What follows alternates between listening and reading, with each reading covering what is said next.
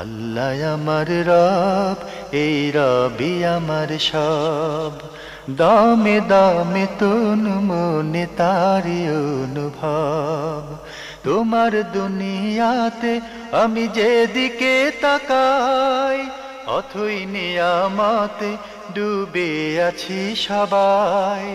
পাক পাখালির গানে শুনি তসবিহ কলরব, তসবিহ কলরব। আল্লাহ আমার রব, এই রবি আমার সব। আসসালামু আলাইকুম। প্রিয় দর্শক, আপনারা যারা দেশে আছেন প্রবাসে, সবাইকে অনেক অনেক প্রীতি ও শুভেচ্ছা। শুরু হলো আপনাদের প্রশ্ন নিয়ে আপনাদেরই প্রিয় অনুষ্ঠান আপনার জিজ্ঞাসা। আপনাদের সাথে আছি আমি জয়নুল আবেদিন আজাদ। আজকেও আপনাদের প্রশ্নের জিজ্ঞাসার জবাব দিচ্ছেন বিশিষ্ট আলেম ডক্টর মোহাম্মদ সাইফুল্লাহ। আসসালামু আলাইকুম ওয়া রাহমাতুল্লাহি ওয়া বারাকাতুহু। প্রিয় দর্শক, চলুন তাহলে জিজ্ঞাসার জগতে। শুরুতে একটি ইমেল, এটি পাঠিয়েছেন মোহাম্মদ রাশেদ, দিনাজপুর থেকে। আপনি লিখেছেন, স্বামী মৃত স্ত্রীকে গোসল দিতে পারবে কি, এবং মৃত্যুর পর স্বামী তার স্ত্রীর লাশ স্পর্শ করতে পারবে কি? ধন্যবাদ, খুব গুরুত্বপূর্ণ প্রশ্ন করেছেন। স্বামী তার মৃত স্ত্রীকে গোসল দিতে পারবে কিনা? হ্যাঁ, পারবে।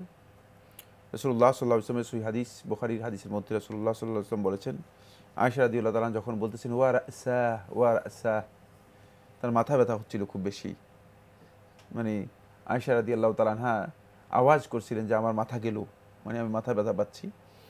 তখন রাসূলুল্লাহ সাল্লাল্লাহু আলাইহি ওয়াসাল্লাম আয়েশা রাদিয়াল্লাহু তাআলাকে একটু শান্ত করার জন্য একটু আয়েশা রাদিয়াল্লাহু তাআলার সাথে একটু মানে মজাক করে বললেন যে তোমার মাথা ব্যথার পর যদি তোমার মৃত্যু হয় তাহলে আমি নিজেই তোমাকে গোসল দেওয়াবো। তো এতে আয়েশা রাদিয়াল্লাহু তাআলা একটু সন্তুষ্ট হলেন, খুশি হলেন। তো বলছিলাম সেটা হলো, যদিও এটি মানে ঘটনা, কিন্তু রাসূলুল্লাহ হাদিস, রাসূলুল্লাহ সাল্লাল্লাহু আলাইহি ওয়াসাল্লাম মানে মৃত্যুর পরে তার স্ত্রী উম্মুল মুমিনিন আয়েশা রাদিয়াল্লাহু তাআলা আনহাকে মানে গোসল করানোর বিষয়টি এখানে অনুমোদন দিয়েছেন এবং সেটি তিনি ইচ্ছা পোষণ করেছেন। এদিকে আলী ইবনে আবি তালিব রাদিয়াল্লাহু তাআলা আনহু যখন ফাতেমা বিনতে মুহাম্মদ রাদিয়াল্লাহু তাআলা আনহা এর মৃত্যু হয়, ফাতেমা রাদিয়াল্লাহু তাআলা আনহু তখন আলী রাদিয়াল্লাহু তাআলা নিজেই গোসল দিয়েছেন এবং আলী রাদিয়াল্লাহু নিজেই মানে দাফনের কাজ সম্পন্ন করেছেন। এখান থেকে বোঝা যায় মূলত সলফে সালেহিনের আমলও সাব্যস্ত হয়েছে, রাসূলুল্লাহ সাল্লাল্লাহু আলাইহি ওয়াসাল্লামের অনুমোদনও সাব্যস্ত হয়েছে। তাই কোনো ব্যক্তির স্ত্রী যদি মারা যায়, সে গোসল দিতেও কোনো বাধা নেই এবং স্পর্শ করতেও কোনো বাধা নেই, কবরে দাপন করতেও কোনো বাধা নেই। এই কাজগুলো তার জন্য জায়েজ, করতে পারবেন তিনি। ভাই, আপনি আরও লিখেছেন, অপবিত্র অবস্থায় কোনো মেয়ে লোক মারা গেলে এক গোসলে কি যথেষ্ট, নাকি 2 গোসল দিতে হবে? গোসল একটাই যথেষ্ট, কারণ 2 বার গোসল করার মানে পবিত্রতা ইসলামের মধ্যে নেই। ইসলাম একই পবিত্রতাকেই বিশ্বাস করে, একটি গোসলের মাধ্যমে তিনি পবিত্র হয়ে যাবেন। তিনি যদি কোনো কারণে অপবিত্র অবস্থায় তার মৃত্যু হয়, একটি গোসল যথেষ্ট। তার এই গোসলটি মৃত্যুর পরে যে গোসল এবং অপবিত্রতা যে গোসল, দুইটাই একই গোসল হবে এবং একই গোসলের মাধ্যমেই যথেষ্ট হয়ে যাবে। ভাই মোহাম্মদ রাশেদ, আপনি সবশেষে লিখেছেন, কালেমা কয়টি এবং কি কি? নিম্নের কোনটি কালেমা শাহাদাত? আপনি কোট করে লিখেছেন, আশহাদু আল্লা ইলাহা ইল্লাল্লাহু ওয়া আশহাদু আন্না মুহাম্মাদান আবদুহু ওয়া রাসূলুহু, নাকি আবার কোট করেছেন, আশহাদু আল্লা ইলাহা ইল্লাল্লাহু ওয়াহদাহু লা শারীকা লাহু ওয়া আশহাদু আন্না মুহাম্মাদান আবদুহু ওয়া রাসূলুহু? ধন্যবাদ এই ভাইকে। তিনি প্রথমে প্রশ্ন করেছেন কালেমা কয়টি। কালেমা তো একটি, কালেমা তো তাওহীদ, যেটি সেটা হচ্ছে কালেমা, যেটাকে কালিমা বলা হয় থাকে আমাদের ভাষায়, সেটা হচ্ছে কালেমাতুত তাওহীদ, লা ইলাহা ইল্লাল্লাহ। ফা'লাম আন্নাহু লা ইলাহা ইল্লাল্লাহ ওয়াস্তাগফির লিযামবিকা ওয়া লিল মুমিনিন। কোরআনে কারীমের মধ্যে আল্লাহ সুবহানাহু ওয়া তাআলা বলেছেন, ফা'লাম, আপনি জেনে রাখুন বা তুমি জেনে রাখো, আন্নাহু লা ইলাহা ইল্লাল্লাহ, যে আল্লাহ তাআলা ছাড়া কোনো প্রকৃত ইলাহ নেই। এটাই হচ্ছে সমস্ত নবী এবং রাসূলদের মিশন, এটাই হচ্ছে আল্লাহর পক্ষ থেকে নবী এবং রাসূলগণ যে দাওয়াত নিয়ে এসেছেন সেটি। সূরা আন-নাহলের ৩৬ নম্বর আয়াতের মধ্যে আল্লাহ সুবহানাহু ওয়া তাআলা এটা সম্পর্কে বলেছেন, ওয়ালাকাদ বা'আথনা ফি কুল্লি উম্মাতির রাসূলা আন ই'বুদুল্লাহ ওয়াজতানিবুত তাগুত, যে প্রত্যেক উম্মতের কাছে আমি রাসূল প্রেরণ করেছি এই কালেমার দাওয়াত নিয়ে। এই দাওয়াতটি সেটা হচ্ছে আন ই'বুদুল্লাহ, তোমরা আল্লাহর ইবাদত করো, ওয়াজতানিবুত তাগুত, এবং তাগুতকে পরিহার করো। মানে এটাই হচ্ছে মূলত এই কালেমার অর্থ। মানে কালেমা আগে গিয়েছে, এর অর্থ আল্লাহ সুবহানাহু ওয়া তাআলা অন্য আয়াতের মধ্যে স্পষ্ট করে দিয়েছেন। এটা হচ্ছে কালেমাতুত তাওহীদ, এটি একটি কালেমা। আর কালিমার পরে যেটি শাহাদাত হচ্ছে দুটি। কারণ আল্লাহ রাব্বুল আলামিনের তাওহীদের ঘোষণা দিয়ে কোনো ব্যক্তি যদি রিসালাতকে মেনে না নেয়, রিসালাতের শাহাদাত যদি না দেয়, তাহলে সে ব্যক্তি তাওহীদের এই ঘোষণাটুকু তার নিছক ঘোষণায় পরিণত হবে, অর্থবহ হবে না এবং আল্লাহ রাব্বুল আলামিনের কাছে গ্রহণযোগ্য হবে না। এটি ঈমানের জন্য মানে পরিপন্থী হবে, ঈমানের জন্য সহায়ক হবে না। ফলে শাহাদাত দুটি, একটি হচ্ছে আশহাদু আল্লা ইলাহা ইল্লাল্লাহ, প্রথম শাহাদাত, আশহাদু আল্লা ইলাহা ইল্লাল্লাহ, এটা হলো শাহাদাতুল উলুহিয়্যাহ, আল্লাহ রাব্বুল আলামিনের উলুহিয়তের শাহাদাত দেয়া, যে আশহাদু, আমি সাক্ষ্য দিচ্ছি, আল্লা ইলাহা ইল্লাল্লাহ, আল্লাহ তাআলা ছাড়া কোনো প্রকৃত মাবুদ নেই, প্রকৃত কোনো ইলাহ নেই। তারপরে ওয়া আশহাদু আন্না মুহাম্মাদান আবদুহু ওয়া রাসূলুহু, আর এই সাক্ষ্য দিচ্ছি যে মুহাম্মদ সাল্লাল্লাহু আলাইহি ওয়াসাল্লাম আল্লাহর বান্দা এবং রাসূল। এটি হচ্ছে শাহাদা। এই দুটি শাহাদাত, এই দুটি শাহাদাত আপনি বিভিন্নভাবে দিতে পারেন। রাসূলুল্লাহ সাল্লাল্লাহু আলাইহি ওয়াসাল্লাম থেকে আবু হুরায়রা রাদিয়াল্লাহু বর্ণনা করেন, সহিহ মুসলিম হাদিসের মধ্যে এসেছে, উমিরতু আন উকাতিলান নাস হাত্তা ইয়াকুলু লা ইলাহা ইল্লাল্লাহ ওয়া আন্না মুহাম্মাদান আবদুল্লাহি ওয়া রাসূলুহু, যে আমাকে নির্দেশ দেওয়া হয়েছে মানুষের সাথে যুদ্ধ করার জন্য যতক্ষণ পর্যন্ত না তারা এই ঘোষণা দেয় যে লা ইলাহা ইল্লাল্লাহ, আল্লাহ তাআলা ছাড়া প্রকৃত কোনো ইলাহ নেই, আর মুহাম্মদ সাল্লাল্লাহু আলাইহি ওয়াসাল্লাম আল্লাহর বান্দা ও রাসূল। এখান থেকে মূলত শাহাদাতের বিষয়টি এসেছে। এই দুটি শাহাদাত আপনি বিভিন্নভাবে দিতে পারেন, এটাকে খুব সংক্ষেপ করার জন্য, যাতে করে এই শাহাদাতটুকু মুসলমানদের কাছে ব্যাপকতা লাভ করে। ফলে দুটি শাহাদাতকে একসাথ করা হয়েছে, দুইটি ভিন্ন মানে সেন্টেন্সের মধ্যে একসাথ করা হয়েছে। সেটা হচ্ছে লা ইলাহা ইল্লাল্লাহ মুহাম্মাদুর রাসূলুল্লাহ। এটা কিন্তু শাহাদাত, দুটি শাহাদাত, এটা কালেমাতুত তাওহীদ না, দুটি সাক্ষ্য। এটি কালেমাতুত তাওহীদ না, কালেমাতুত তাওহীদ একটাই। তাওহীদের মধ্যে মুহাম্মদ সাল্লাল্লাহু আলাইহি ওয়াসাল্লাম অন্তর্ভুক্ত হবেন না। মুহাম্মদ সাল্লাল্লাহু আলাইহি ওয়াসাল্লাম রিসালাতের দায়িত্ব নিয়ে এসেছেন, কিন্তু আল্লাহ রাব্বুল আলামিন তাওহীদের মধ্যে তিনি অন্তর্ভুক্ত হবেন না। কালেমাতুত তাওহীদ হচ্ছে একটাই, সেটা হচ্ছে লা ইলাহা ইল্লাল্লাহ। কিন্তু এই দুটি শাহাদাতকে বা দুটি সাক্ষ্যকে একসাথ করে সংক্ষেপের জন্য এভাবে সংক্ষেপণ করা হয়েছে, লা ইলাহা ইল্লাল্লাহ, আল্লাহ তাআলা ছাড়া প্রকৃত কোনো ইলাহ নেই, মাবুদ নেই, ও তারপরে মুহাম্মদ রাসূলুল্লাহ, মুহাম্মদ সাল্লাল্লাহু আলাইহি ওয়াসাল্লাম আল্লাহর মেসেঞ্জার বা রাসূল, মানে এই যে বক্তব্য, এটাকে একসাথ করে বলা হয় থাকে এইটি দুটি শাহাদাত। এবং এই দুটি শাহাদাতকে মুসলমানগণ ইসলাম গ্রহণ করার জন্য অবশ্যই দিতে হবে, অন্যথায় তিনি ইসলাম গ্রহণ করতে পারবেন না। আমাদের সমাজে ব্যাপকভাবে প্রচলিত আছে কালেমা 5টি। এই যথেষ্ট, উত্তরের মধ্যে তো এসে গিয়েছে, কালেমা হচ্ছে একটি, আমি বলে দিয়েছি। সুতরাং এর অর্থ হচ্ছে এই 5টি বক্তব্যটুকু শুদ্ধ নয়। জি, একই কথা নানাভাবে পুনরাবৃত্তি করা হয়েছে। প্রিয় দর্শক, আমাদের হাতে আরও একটি ইমেল, প্রবাস থেকে এক বোন এই ইমেলটি পাঠিয়েছেন, নাম প্রকাশে অনিচ্ছুক। লিখেছেন, আমি প্রবাসী, আমি এবং আমার হাজব্যান্ড অনেক দিন ধরে একই বাসায় আছি, কিন্তু সব কিছু আলাদা। আমরা আলাদা রুমে থাকি। আমার প্রশ্ন হলো, ডিভোর্স হয়নি অথচ এই অবস্থায় 15 ইয়ার্স এরও বেশি সময় আলাদা থাকি। ইসলামের দৃষ্টিতে আমরা কি এখনও হাজব্যান্ড ওয়াইফ? আরেকটা প্রশ্ন হলো, সে আমাকে কোনো ভরণ পোষণ দেয় না। আমি চাকরি করি, সম্পূর্ণ নিজের টাকায় চলি, দেশে ওর সম্পত্তি আছে, সেখান থেকে বঞ্চিত করতে চায়। ইসলামের কি এরকম নিয়ম আছে যে ডিভোর্স না দিয়েও সব কিছু থেকে সে বঞ্চিত করতে পারে? কাইন্ডলি জানাবেন। এই ভাই বা বোনের প্রশ্নটি আর একটু আপনি এক্সপ্লেন করলে ভালো হয়। ইনি বলছেন যে আমাদের এই বোন প্রবাসে থাকেন, জি, ওনার স্বামী আছেন, ওনারা একই বাসায় থাকেন, এই বোন চাকুরি করেন, কিন্তু ওনারা একই বাসায় থাকেন কিন্তু আলাদা কক্ষে থাকেন, আলাদাভাবে সব ওদের জীবনযাপন চলছে 15 বছরের বেশি সময় ধরে। কিন্তু ওনারা আনুষ্ঠানিকভাবে কেউ কাউকে ওনারা তালাক দেননি। কি কারণে মানে ওনারা থাকতেছেন? মানে ওনারা একেবারে মানে তো মনোমালিন্য আছে বা মিলছে না। মানে ডিভোর্স দিতে অসুবিধাটা কোথায়? ডিভোর্স দেননি তারা। উনি যেটা বলছেন সেটা আমি বলছি, জি জি জি, যে ওনারা 15 বছর ধরে বেশি সময় ধরে একই বাসায় আছেন কিন্তু আলাদা আলাদা, ওনার স্বামী ওনাকে ভরণ পোষণ দেন না, উনি চাকরি করে নিজের অর্থে চলেন।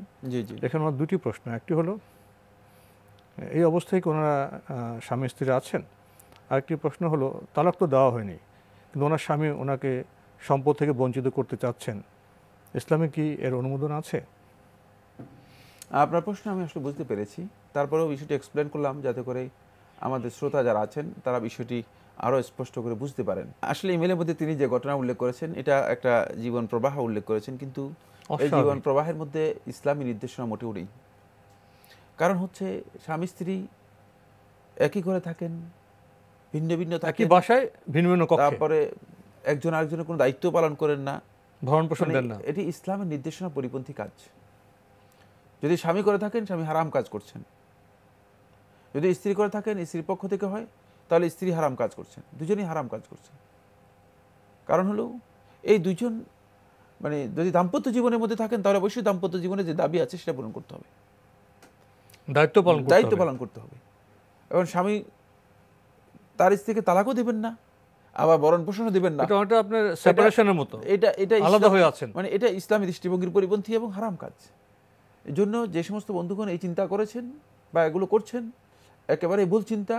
কারণ হলো ইসলাম একটা সুন্দর জীবন বিধান।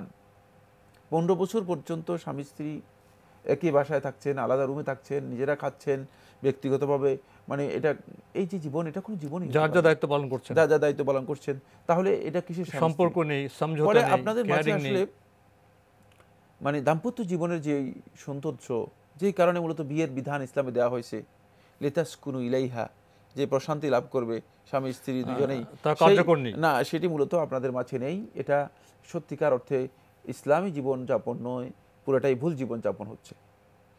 বাকি যেহেতু তিনি বলতে বোঝাচ্ছি স্বামী, যেহেতু স্বামী তালাক দেয়নি, সুতরাং তার ইসমাতের মধ্যে মানে তার এই বৈবাহিক বন্ধনের মধ্যে আপনি এখনো আবদ্ধ আছেন, এর থেকে আপনি এখনো বিচ্ছিন্ন হননি। কারণ হলো তিনি তো তালাক দেন নাই, আর এটা আপনি স্পষ্ট করেন নাই অথবা উনিও স্পষ্ট করে নাই যে তিনি আসলে তালাক দিয়েছে কিনা। কারণ মানে এটা আপনার বক্তব্য থেকে যেটা আমরা বুঝতে পেরেছি যে তিনি হয়তো কোনো তালাক দেননি, কিন্তু তিনি কি তালাক দিয়েছেন কি দেন নাই সেটা তিনি ভালো জানেন। যাই হোক, মানে সেক্ষেত্রে তিনি তালাক না দেওয়ার কারণে মানে আপনাদের যদিও দাম্পত্য জীবনের এই অবস্থা এটা ভঙ্গুর অবস্থা, মানে কোনো ধরনের স্বাদ মজাবিহীন অবস্থা, কিন্তু মানে যেহেতু বন্ধনটুকু আল্লাহ রাব্বুল আলামিনের কালেমাতের মাধ্যমে হয়েছে, ইন্নাকুম ইস্তাহলালতুমুহুন্না বিকালিমাতিল্লাহ, যে তোমরা তাদেরকে মূলত হালাল করে নিয়েছো আল্লাহ রাব্বুল আলামিনের ঘোষণার মাধ্যমে। যেহেতু আল্লাহর ঘোষণার মাধ্যমে এই বন্ধনটি তৈরি হয়েছে, তাই এই বন্ধনটি এখনো ঠিক আছে, নষ্ট হয়নি। বাকি এই বন্ধন ঠিক থাকার কারণে স্বামীর জন্য বৈধ নয় যে আপনাকে আপনার কোনো হক থেকে তিনি পরবর্তী সময় মাহরুম করতে পারেন, তার সম্পত্তি থেকে বঞ্চিত করতে পারেন। যেমনি তার জন্য বৈধ নয় আপনার হক যেটা আছে সেটা আপনাকে না দেওয়ার। যেমন আপনি ভরণ পোষণের যে হক রয়েছে সেটা দিচ্ছে না, তাহলে তিনি পরবর্তী হক যেটার কথা বলছেন সেখান থেকেও আপনাকে বঞ্চিত করা তার জন্য জায়েজ নেই, ইসলামী শরীয়ত অনুযায়ী হারাম কাজ। কিন্তু সেখানে আপনার কর্তৃত্ব আছে, সে কর্তৃত্ব হচ্ছে এই পরিস্থিতি যদি এমনই হয় হয়তো সমঝোতা আসতে পারেন, সেটা হলো স্বামী স্ত্রী পরস্পর সমঝোতার মাধ্যমে মানে কথার মাধ্যমে পরস্পরের সম্পর্ক নষ্ট করে দেয়া, অথবা সম্পর্ক আবার নতুনভাবে তৈরি করে সেখানে সম্পর্কটাকে আবার রিভাইভ করার জন্য চেষ্টা করা। এখন এই যে জীবন, এই জীবনটা মূলত ইসলামী নির্দেশনার বাহিরের জীবন যেটা আপনারা যাপন করছেন, সুতরাং এখান থেকে আপনাদেরকে ফিরে আসতে হবে, অন্যথায় আপনি গুনাহগার হচ্ছেন, যেমনিভাবে আপনার স্বামী যিনি এই কাজটি করছেন তিনিও গুনাহগার হচ্ছেন, দুজনেই গুনার মধ্যে লিপ্ত রয়েছেন। প্রিয় দর্শক, এবার আমাদের হাতে আরও একটি ইমেইল, এটি পাঠিয়েছেন মিসেস নীলুফার, লিখেছেন আপনার জিজ্ঞাসা অনুষ্ঠানের একজন নিয়মিত দর্শক আমি, কয়েকটি প্রশ্ন রইল। এক, হিসনুল মুসলিম বইয়ে সকাল সন্ধ্যা দোয়ায় সুবহানাল্লাহি ওয়া বিহামদিহি 100 বার পড়ার কথা উল্লেখ আছে, এখানে কি সুবহানাল্লাহি ওয়া বিহামদিহি সুবহানাল্লাহিল আজিম পড়তে পারবো? না, আপনি তো বলেছেন যে বইয়ের মধ্যে লেখা আছে সুবহানাল্লাহি ওয়া বিহামদিহি, তাহলে আপনি সুবহানাল্লাহিল আযীম মানে আরও অতিরিক্ত করবেন কেন? সুবহানাল্লাহি ওয়া বিহামদিহি 100 বার পড়ার কথা হাদিসের মধ্যে এসেছে, এটাই বিশুদ্ধ বক্তব্য। সুতরাং সুবহানাল্লাহি ওয়া বিহামদিহি 100 বার বলবেন, সুবহানাল্লাহিল আযীমের মধ্যে যোগ করবেন না।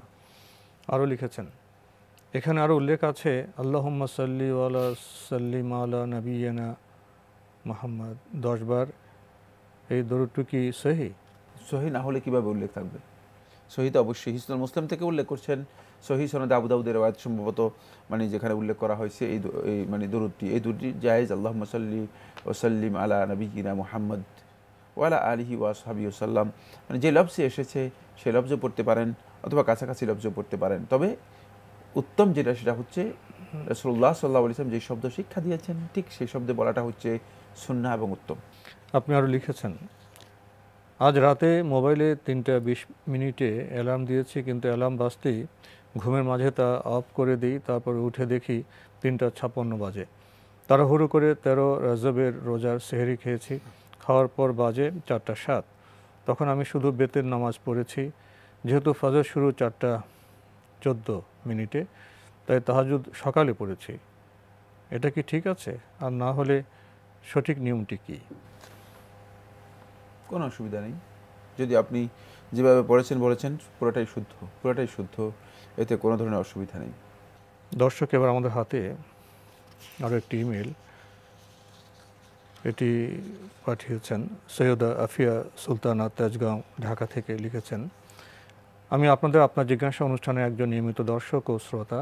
এখনও কাজের জন্য আল্লাহ পাক আপনাদের দুনিয়া ও আখিরাতে কল্যাণ দান করুন। আমরা স্বামী স্ত্রী ইনশাআল্লাহ হজের নিয়ত রেখেছি, আমাদেরকে শিরক মুক্ত, রিয়া মুক্ত, মাবরুর হজ করার তৌফিক আল্লাহ পাক দান করেন। আমাদের জন্য দোয়া রাখবেন। প্রশ্ন করেছেন, হজ প্রক্রিয়ার পরিবর্তনের কারণে অনেক জটিলতা হচ্ছে। যদি এমন হয় স্বামী স্ত্রীর মধ্যে কেউ একজন যেতে পারছি না, সেক্ষেত্রে নিয়ত করার জন্য কিছু কি করতে হবে, যেমন দম?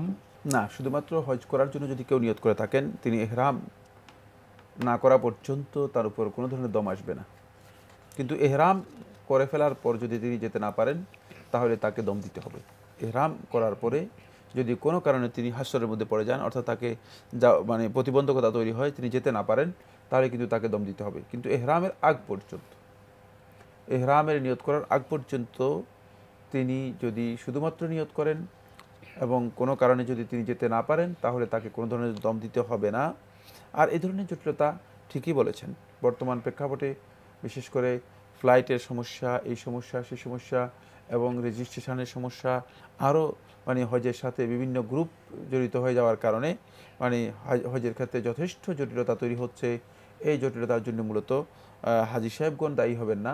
যদি কোনো কারণে তারা যেতে না পারেন, আল্লাহ রাব্বুল আলামিনের কাছে ইহতিসাব করবেন, সওয়াবের আশা করবেন। আল্লাহ সুবহানাহু ওয়া তাআলা তাদের নিয়তের জন্য তাদেরকে উত্তম প্রতিদান দিবেন, এতেও কোনো সন্দেহ নেই। যেহেতু তারা ইচ্ছা করেছেন, সকল চেষ্টা করেছেন, কিন্তু যেতে পারেন নাই কোনো কারণে, সেটা যদি হয়ে থাকে তাহলে আল্লাহ রাব্বুল আলামিনের কাছে সওয়াবের আশা করতে পারেন। ইহরাম পরা ও ইহরাম বাঁধার অর্থ কী? ইহরামের কাপড় পরে মিকাত থেকে ওমরা বা হজের নিয়ত করাকে ইহরাম বাঁধা বলে কি? ইহরাম বাঁধা বলতে কোনো কিছুই নেই, ইহরাম পরা বলতে কোনো কিছুই নেই, এটা ভুল কথা। ইহরাম হচ্ছে করার নাম। ইহরাম হলো মিকাত থেকে যে নিয়ত করা হয় তাকে লাব্বাইক আল্লাহুম্মা উমরাতান অথবা লাব্বাইক আল্লাহুম্মা হাজ্জান বলে মিকাত থেকে তিনি তালবিয়া পাঠের মাধ্যমে যেই নিয়তটুকু করে থাকেন, সেটাই হচ্ছে ইহরাম করা। ইহরাম পরার কিছুই নেই। পরা হচ্ছে মূলত দুটি সাদা কাপড় পরা পুরুষরা, আর মহিলারা মানে তাদের শালীন সুন্দর কাপড়, যেটা মানে তারা মানে মনে করে থাকেন যে তারা পরবেন, সেটা পরা। এই কাপড় পরাটা ইহরাম পরা নয়, ইহরামের সাথে কোনো সম্পৃক্ত নয়। কাপড় পরাটা হচ্ছে ইহরামের একটা বিধান, ইহরামের একটা বিধান, এটা ইহরামের একটা ওয়াজিবের মধ্যে অন্তর্ভুক্ত। কিন্তু ইহরামের নিয়তটা হচ্ছে সেটি মিকাত থেকে আপনি যখন হজ অথবা উমরার জন্য নিয়ত করবেন, এটাই হচ্ছে ইহরাম করা বা ইহরামের নিয়ত করা। তো আজকে আমাদের এখানে শেষ করতে হচ্ছে। আপনাকে অনেক ধন্যবাদ। আপনাকে অশেষ ধন্যবাদ। প্রিয় দর্শক, হজের ব্যাপারে আমাদের আবেগ আছে। যারা সম্পূর্ণ সামর্থ্যবান তারা তো অবশ্যই হজ করবেন, কিন্তু হজে যাওয়ার আগে তো প্রস্তুতির ব্যাপার আছে। মানসিক প্রস্তুতি, শারীরিক প্রস্তুতি এবং জ্ঞানগত প্রস্তুতি, এই ত্রিবিধ প্রস্তুতি সম্পন্ন হলে আশা করা যায় আমাদের হজ সুন্দর হবে, সফল হবে। চিঠি লিখুন, প্রশ্ন পাঠান আমাদের ঠিকানায়। পরিচালক আপনার জিজ্ঞাসা, এনটিভি, বিএসসি ভবন, 7ম তলা, 102 কাজী নজরুল ইসলাম এভিনিউ, কারওয়ান বাজার, ঢাকা 1215। আপনারা ইমেলও করতে পারেন। আমাদের ইমেল অ্যাড্রেস আপনার জিজ্ঞাসা @ntvbd.com। প্রিয় দর্শক, আপনারা আমাদের অনুষ্ঠানে এনটিভি অনলাইনেও দেখতে পারবেন। ভিজিট করুন www.ntvbd.com। দর্শক, আপনারা সবাই নিরাপদে থাকুন, থাকুন শান্তিতে। আসসালামু আলাইকুম। আল্লাহ আমার রব, এই রবি আমার সব, দামে দামে তুন মনে তারি অনুভব। তোমার দুনিয়াতে আমি যেদিকে তাকাই, অথই নিয়ামতে ডুবে আছি সবাই।